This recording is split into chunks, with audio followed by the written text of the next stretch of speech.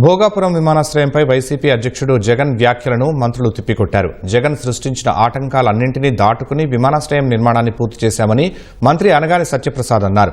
Airport వద్దంటూ నాడు రైతుల్ని రెచ్చగొట్టిన జగన్ నేడు క్రెడిట్ను ఖాతాలోకి వేసుకునేందుకు ఆరాటపడుతున్నారంటూ మంత్రి కొండపల్లి శ్రీనివాస్ ఆక్షేపించారు. భోగాపురం విమానాశ్రయ నిర్మాణానికి కర్త కర్మ క్రియ చంద్రబాబునన్న మంత్రి సవిత ఈ విషయంపై మాట్లాడే అర్హత జగన్కు లేదని విమర్శించారు.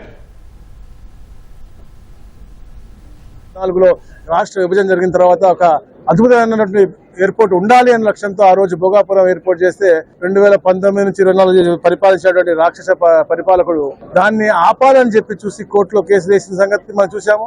ఇక్కడ ఎయిర్పోర్ట్ అవసరం లేదు, మన భూములు మనం కాపాడుకుందామని రెచ్చగొట్టిన దూరంగా మనం చూసాం. 2024లో కూటమి ప్రభుత్వం వచ్చిన తర్వాత 90% పనుల వరకు తీసుకెళ్లి రేపు జూన్ కు ఓపెన్ అవుతా ఉందంటే ఈ ప్రాంత అభివృద్ధిపై కూటమి ప్రభుత్వానికి ఉన్నటువంటి చిత్తశుద్ధి అని చెప్పి తెలియజేస్తా ఉన్నాను. ముందస్తుగానే ఒక ఎయిర్పోర్ట్ నిర్మాణం చేయడం వల్ల ఈరోజు హైదరాబాద్ ఈకో సిస్టమ్ కి అది ఎంతో తోడ్పడింది. మరి అదే దిశగా విశాఖపట్నం ఆంధ్రప్రదేశ్ కి ఒక బిజినెస్ క్యాపిటల్ అవ్వాలని ఒక గ్రీన్ఫీల్డ్ ఎయిర్పోర్ట్ నిర్మాణం కోసం 10 ఏళ్ల క్రితం ఆయన కార్యాచరణ చేస్తే రైతులు రెచ్చగొట్టి చాలా వరకు ఆపడం జరిగింది. అప్పటికే సుమారు మోర్ దాన్ 70% ఎక్విజిషన్ చేయడం జరిగింది.